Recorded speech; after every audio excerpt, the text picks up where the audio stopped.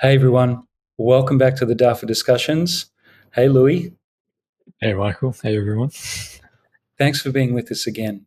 Now, as promised, we wanted to give you guys some more insights into just how beautiful the practice is in all of our lives. And a few times I've brought up how when you see something online that's made so professionally, you kind of question it. You think, are those guys in there genuine? You know, the ones that, with this particular video that we want you guys to see, it's beautifully made. Of course, all the beautiful music in the background and the people all on professional filming.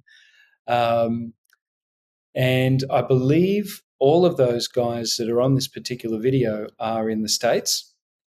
Um, And I've been to the States. For example, I went to New York and I actually stayed there 5 weeks on Manhattan Island. Um, when and you, if you look back in all the news, the New York Times and everything, they did a lot of or they did articles on us because thousands of people, thousands of Falun Dafa practitioners from around the world came to New York to be in New York because New York is such a hub of everything in our world. And um, we were there just like Louis and I have shared with you, putting the banners onto the street to show people about the way the Chinese communist regime is harvesting organs from the practitioners in China, the Falun Dafa practitioners. We we did this in order to again make an impact and try to save more of the Chinese people in China who are having this done to them by the Chinese Communist Party. And the video we're about to show you, I believe, is all American Falun Gong practitioners. And what they're sharing on this, you'll notice is very similar to what we're talking about. So what we want to do is play this video for you and then start to talk about more um, how Falun Dafa is in your life when you begin with it. So let's play the vid, Maestro. Okay. Related to the health of the mind. Falun Dafa cultivates mind and body simultaneously, improving the body's natural immunity. I had a very, very bad immune system. I was sick all the time. And I came to the practice for spiritual reasons, but I immediately stopped getting sick. I kept thinking, why am I not getting sick? I kept saying, what's wrong? As a matter of fact, I go to parties now and they used to say, oh, give the sick babies to Jeannie. She never gets sick. I feel an energy in my body that's very subtle and hard to describe, but it feels very good. I could have very little sleep and I'll feel awakened, but not like a coffee energetic, like a very calm and collected energy. And that 1 hour can feel like a day. And then I'm refreshed and ready to go. So before I practiced Falun Gong, when I got scolded by my boss or supervisor, I was very annoyed. And immediately I would complain about others, or felt it wasn't fair. But after I started practicing, the biggest lesson I learned was looking inside and always find something to improve within myself. If I didn't like something that another person did, I would think about, oh, I don't like that. I don't like that that person does that. And I realized that it was having a direct effect on my health by having that bad thought about that person. And as soon as I realized that, I changed my thinking so that I wouldn't think about what things I didn't like or liked about other people, and more just how I should be responsible to being a good person and controlling my thinking and quieting my thinking. And then the headaches went away. The first time I heard about Falun Dafa was actually when I was 12 years old. At the time, I was going through a rebellious stage. I barely talked to my parents. I come home, slam the door. Meditation taught me to look within. I started talking to my parents more. I started respecting them more. So my mother was very happy because, it's like she got her son back. In 1983, I was diagnosed with muscular dystrophy, which is incurable in Western and Eastern medicine. In February 1998, a friend from China wrote me a letter. She told me that Falun Dafa is a true practice that can improve people's morals as well as physical health. So I began to practice Falun Gong. In 3 months, I totally recovered. At the core of Falun Dafa are the values of truthfulness, compassion, and forbearance. Falun Dafa teaches that these are the supreme qualities of the universe and takes them to be a guide for daily life and practice. Well, when I was little, I would stare at night, just sit in my bed and look at the stars and think, why were you here in the first place? Why do you even exist? And most of all, where do you come from?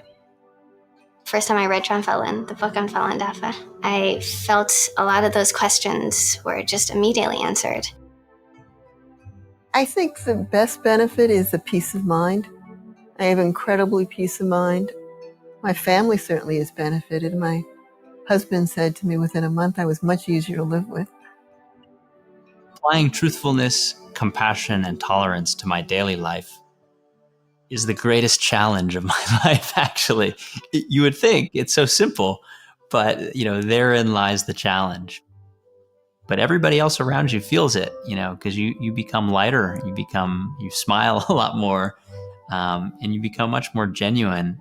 It was like I was always searching for something, and it's so easy to think that what we're searching for is outside, whether it's money or clothes or beauty or whatever. And Falun Dafa just provided me with an inner peace that I just feel like whatever happens around me, I'm fine. Like I have these values and principles that I can follow. It's just like a sense of not security, but inner security and sense of calm and peace, which I didn't have before.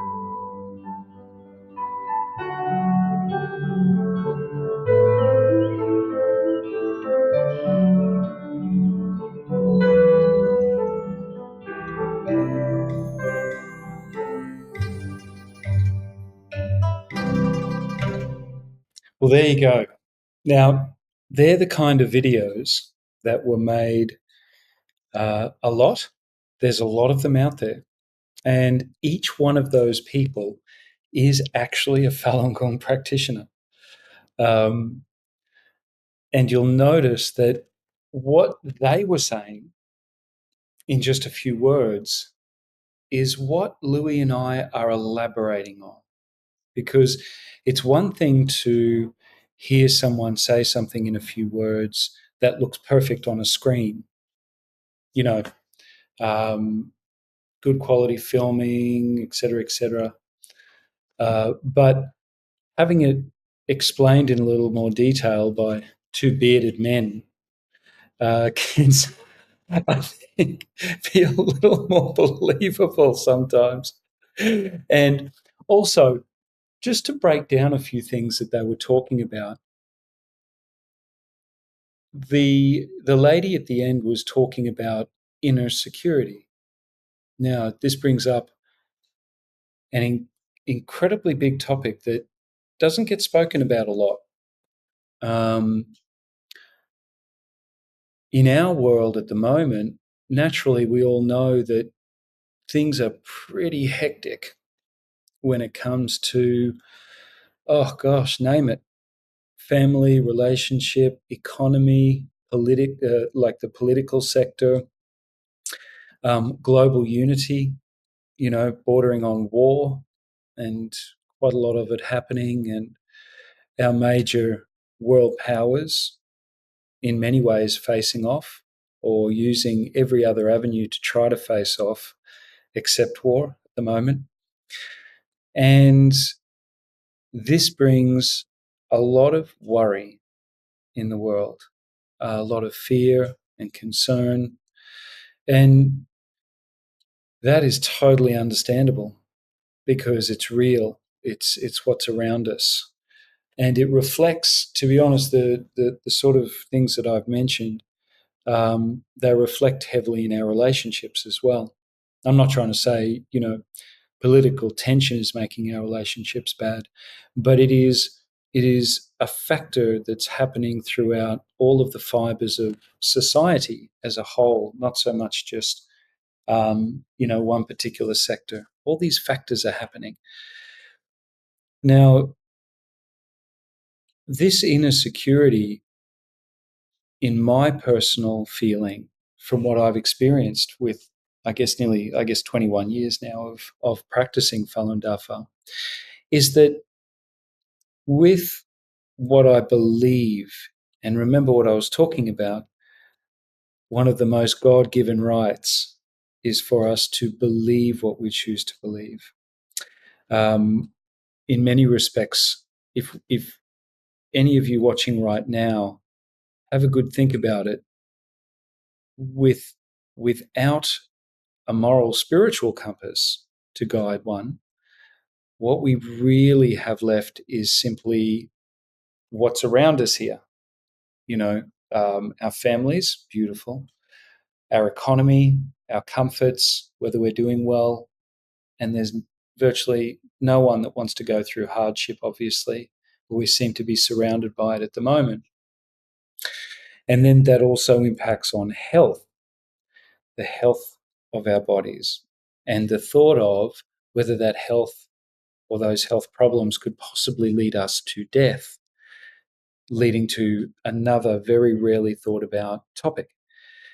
Now, all of these aspects, and when we try to think about what brings that feeling of inner security and a smile, which you'll notice Louis has a fantastic smile. You will have seen the people on that video, each one of them, they're not asked to look smiley and happy and noble and whatever else they might look like. That's just how they look. And that is a direct feeling that comes from Falun Dafa, from practicing Falun Dafa. And actually the feeling in your heart that comes from even studying Zhuan Falun. It's extraordinary, I know, because Falun Dafa and teacher Li Hongzhi are extraordinary, and they're extraordinary in very beautiful ways. So with that particular feeling of inner security, I hope I'm starting to make a bit of a picture for you as to why I feel an inner security in life, because I know now through practicing Falun Dafa that life is infinitely bigger, infinitely broader than simply this open eye experience that we're having, and that all of it is connected with us here, which is an extraordinary understanding and one that Teacher Lee makes very, very clear in so many ways. And that feeling, that understanding allows you to feel very secure in life, and it brings a joy that I would say after 21 years now, that it brings a joy that only people who have really understood a few of those principles, whether it be from practicing something like Falun Gong, or whether they've just enlightened to it on their own, or another beautiful practice that they might be doing. Once those principles really come together, it really does build this inner secure feeling. So that's just a simple understanding as to why the people on this video, or these videos that you've seen before, they all look a little bit surreal, like they're out of the Brady Bunch or something, all smiling and happy, and all of this sort of stuff. Well, I hate to say it, but it really is the truth of it. And it's not because you become naive. I have a very good grasp on what's going on in the world. Um, it's not because you turn away from the harsh truths of our world. It's because Teacher Lee actually explains every fraction of all that we sometimes call a harsh world. And once you start to understand the way it works together, you no longer see it as a harsh world, even when it does get a bit harsh. And that's why we're able to, even in the face of brutality, like, for example, the Falun Gong practitioners in China who are literally being destroyed physically, mentally. Their own government is trying to rip them apart, but not succeeding. That's why they themselves are able to stay so diligent with what they do, just to try to help everyone understand what's going on over there and not give up. It's because of that beautiful inner security that Falun Dafa brings to your heart when you're practicing it. It's an amazing thing. What do you think, Louis?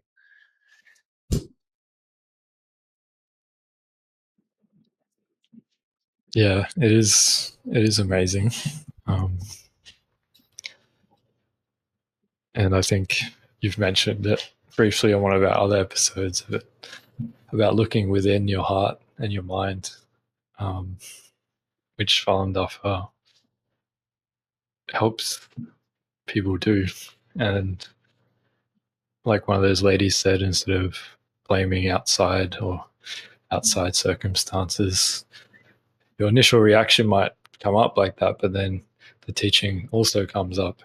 You reflect on that and let go of those tensions that are in your mind, causing that kind of internal conflict. And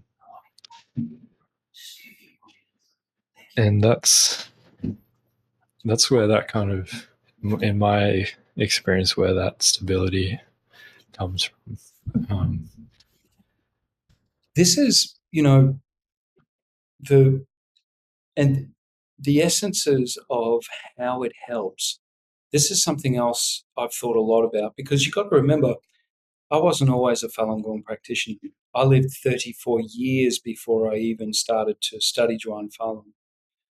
I lived every bit of ego, every bit of vanity, every bit of.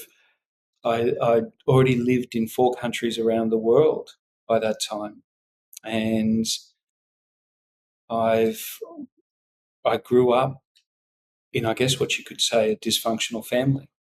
My mother and father, French. I was conceived in France, and my mother and father immigrated here, and I was born in Melbourne, Australia.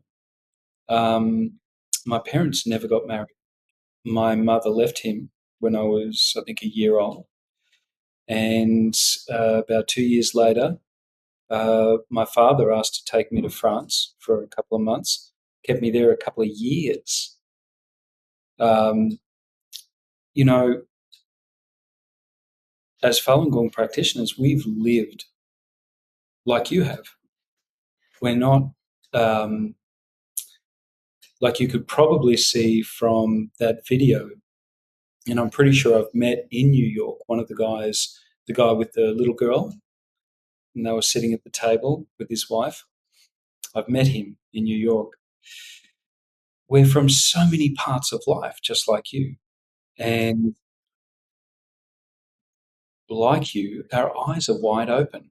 We're certainly not, uh, like I said before, we're not, I'm not easily fooled by things. Actually, when I was growing up, one of the things that I knew in my heart was I could get a good grasp on people when I met them. I could sum them up fairly well, just having a good look at them. And so I guess what I mean by that is, when I started to read Zhuan Falun, I wasn't reading from the aspect of someone who is desperate to solve a problem. And even if you are, I would say, when you start to study the words that this teacher Li Hongzhi has put into this book, it makes it really clear very quickly that to make true progress as a spiritual being, to actually open up all these beautiful things that we've heard about for a long time, whether it be through Catholicism, Christianity, Buddhism, Taoism, we've heard about certain things throughout our whole lives because, in actual fact, the spiritual element of life through massive parts of our civilization this time around have been heavily, heavily guided by the spiritual senses or the spiritual knowledge and wisdom that was in our societies, in our cultures. Like many of our grandparents say, people have lost their way because they've lost their morals. That's generally what our grandparents say. Actually, I remember my mother saying, when the politics around the world started to become or follow very, what would I call it, currency-based sort of principles, and all of the people who were being elected were simply promising to bring a more stable currency base in our countries. That was one of the biggest downgradements of our entire society. And we began to fall very quickly at that time. And so this allows, I guess, when you study Falun Dafa, to soak in once again what truly made the human society an extraordinary, or I should say, extraordinarily beautiful place. And my grandparents, and I'm sure Louis too, quite often say that our world is just definitely not like what they grew up in as kids. It is just so not good. They just say it straight out. It's so not good. The way a lot of our kids are acting, whether they be sort of, 1 to 10 years old or 10 to 15 years old or 15 to 20 or 20 to 25, they can see directly that the lack of traditional principles in our society has driven us backward at light speed. And that has been the main thing. And so, again, just illustrating why, when you start to practice Falun Dafa, that joy, well, in actual fact, the whole society used to live it because our principles were so much higher. If everyone's principles are really high in society, then your next door neighbor, your next door neighbor actually you trust with your kids and the ones 10 blocks down as well. You stick to these kinds of principles. They bring joy not only to yourself, but to a society of people, whether it be small or great, size. So, these elements are really at the core of Falun Gong. And Teacher Li takes that element and expounds on it so that you understand how the universe works on this as well. It may sound unbelievable, but actually it's very simple. Teacher Li takes it and just expands it for you.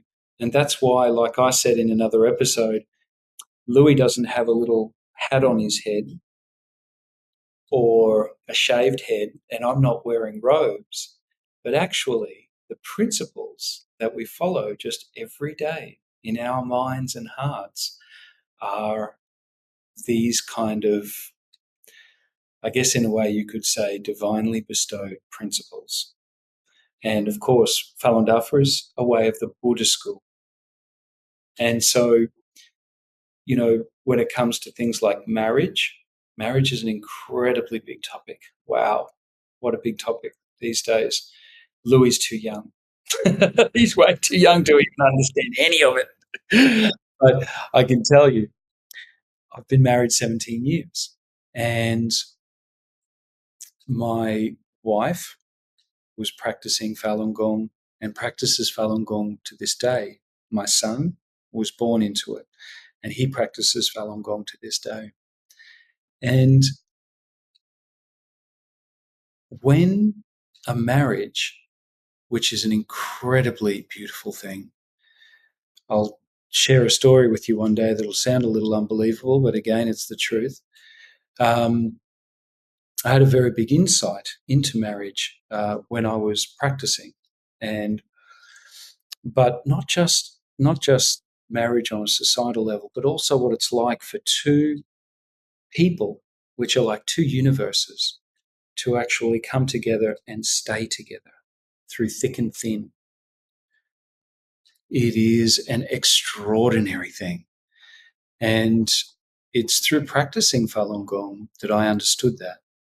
And because Teacher Lee is always saying to us, tolerance, being kind, looking within for your part to play. Why is this argument happening?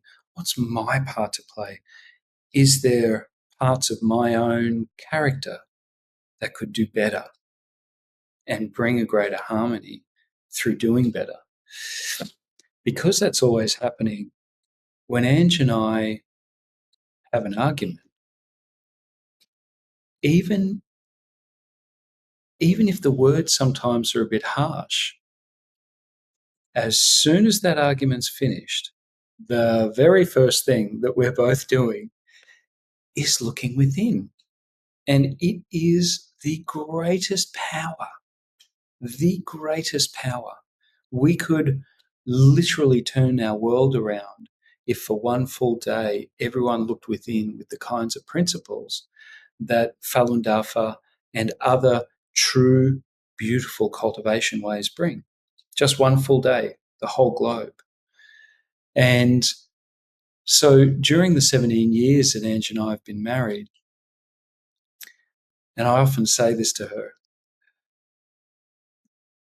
we're more like kids going out or teenagers dating now than we were when we first got married. Because after each argument, or mainly it's just arguments, you have arguments about everything. After each argument, it actually makes each of us closer. Not because of the argument per se, but because we looked within afterwards. We looked within with the principles that we truly believe in. We truly believe in them. Nothing's going to take that away from us, whether it be a Chinese government or some other religion or whatever, or bad things happening around us all the time, and we think, oh no, this can't be right, etc., etc. No, not at all.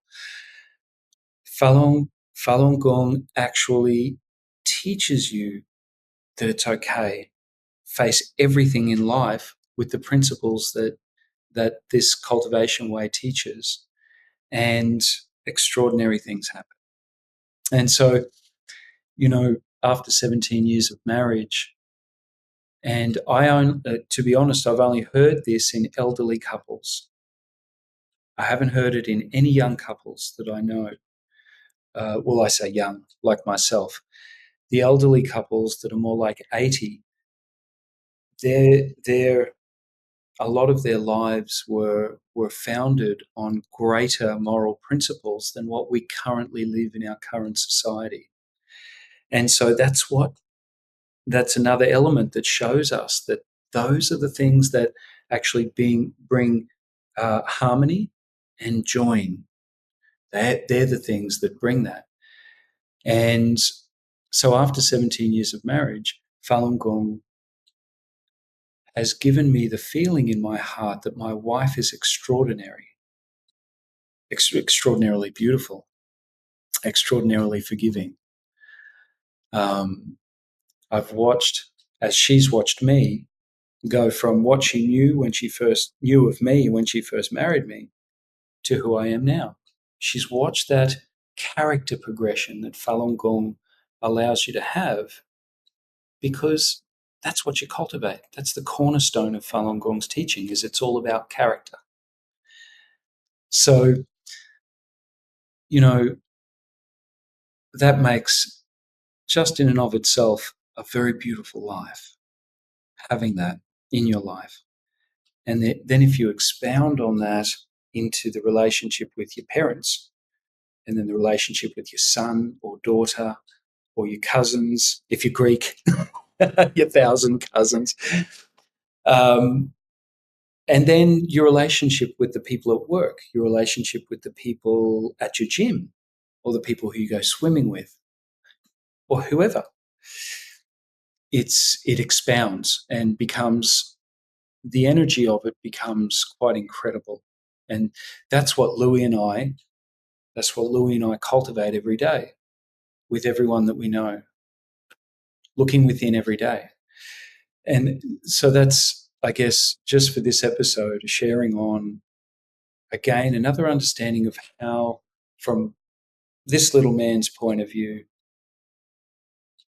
how Falun Gong does what it does, and why Falun Gong practitioners are so completely, in a modern way of putting it, in love with Falun Gong. We'd never stop practicing because it's the cornerstone of our life. It brings us joy, but it also helps us to get through even the worst of things with just a sheer determination that is forbearance, not anger, not sadness, not that depression kind of feeling. It allows us to go through even the hardest things with a sense of purpose. And that is really an incredible gift to any person at all. Anyway, Louis, what are you thinking, buddy? Yeah. I relate to a lot of that. Although I feel like, my life experience isn't the same. But for me, I guess the closest thing to that would be some experiences I've had with my friends, like working through conflicts. And, a lot of the time I can be pretty blunt or selfish about certain things. Um, and, that leads to conflict, obviously. And when you're in a conflict, Falun Dafa teaches us to look within, like you've said. And as much as I feel like I'm right in that moment to treat somebody that way or say that thing or get upset about that thing, as soon as I can calm down and look at myself, what led to me doing that, I can see, no, I'm the one that's in the wrong here. and and that's allowed me to kind of, say sorry and and I'm sorry I said that way. I'm I'm in the wrong. I did this for this reason because I felt this way. and and that's allowed some of my friendships to go on for a long time when maybe they shouldn't have. if I We're going didn't to. if I didn't practice Falun Dafa, they probably would have ended a lot sooner. But yeah. I'll tell you something, just on that particular subject. What Louis just nailed, as always, I have to speak 1,000 words to his like 10. This thing about being right or wrong, this thing about being right or wrong, even in movies, when I watch movies, and you guys will know it as well, as soon as someone apologizes, the whole thing changes. Like, where there was massive conflict, like, for example, oh my gosh, I love the fact that this is real. I was just downstairs watching Cobra Kai. Now, I don't know if you guys know Cobra Kai, but when I was a kid, it was The Karate Kid, was the movie that was amazing. Well, what happened was they took the actors from The Karate Kid and they made up this new series called Cobra Kai. So anyway, my son's in love with it because he's into martial arts and MMA and everything. And I'm watching Cobra Kai just then, just before Louis and I came on to record. And there's a scene where there's a conflict between the two senseis, and one of them apologizes. And it just dissolves everything, all the nastiness, all the full-on stuff, all the everything. This couldn't be truer. This couldn't be truer. I've actually, like Louis said, sometimes I can be quite blunt. There's a guy up the road. He was upset because we have so many commercial vehicles on our street here, which are part of my business. Anyway, one day he came down and was having a real go at me. And I just turned around. I wasn't thinking.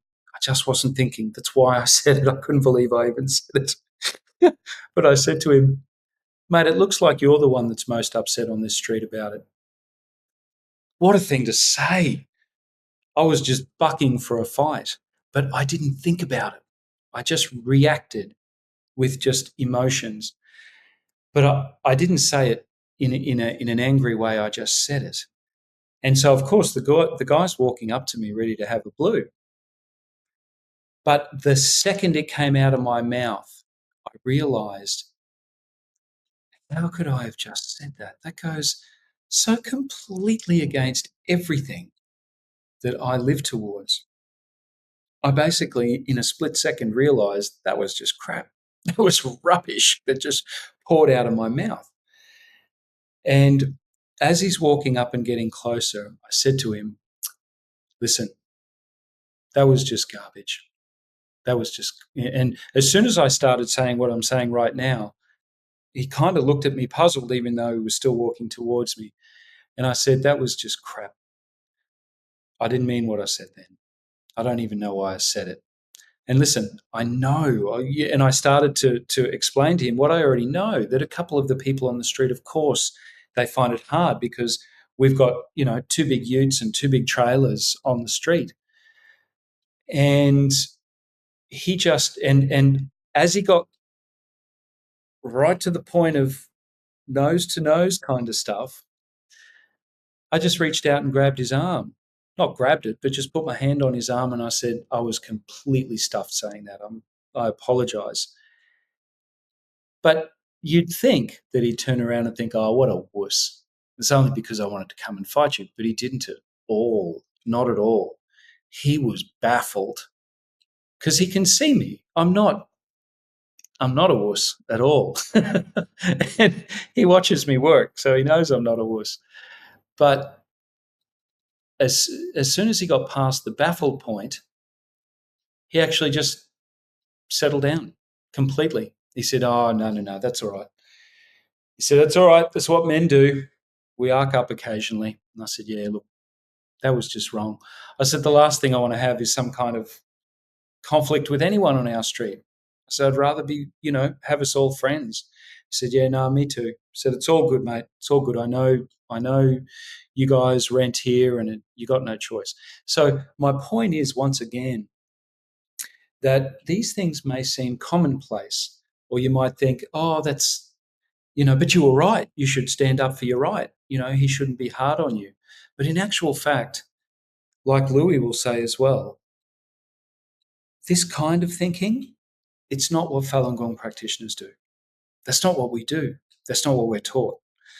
And we're not brainwashed. We didn't all come from monasteries originally, and we just walk along, doing whatever, is said in the book. We all come from different backgrounds, some of us quite rough. And some, I've met some practitioners who, wow, incredible. But we all know that these principles bring peace. And that's one thing that we can all say the world needs a hell of a lot more of. And I prove it to myself in those kinds of circumstances with my neighbors or when I'm at work. Louis will go through those things as well. So this, I hope, in this episode, again, has helped you to understand Falun Gong. And by the way, I thought about it just the other day. If any of you get on and watch us and go, man, this practice is sounding better and better. Then, of course, go and see it. falundafa.org, falundafa.org. Just, it's all free. It's all there. You can access it anytime you like and have it all for free, and let it bring true benevolent power into your life. You know. So yeah, I hope this episode has helped. And Louis, thank you so much. Sitting in the darkness there. Yeah, no. Thanks, Michael. And also, if that video that we showed, because on my end, the video sort of started like it was so disjointed, and, we're going to pop it up into the collections. That's what That's it's it. called. Collections. We're going to pop it up into our collections. Go in and watch it from front to back, because the narrator's voice on there, a guy called Mark, who lives on Manhattan Island, who I know, I've met. I actually used to do a great show with him, exceptional voice, and a Falun Gong practitioner. Go in and have a look, and we'll see you all next week. Thanks everyone. See you later. Bye.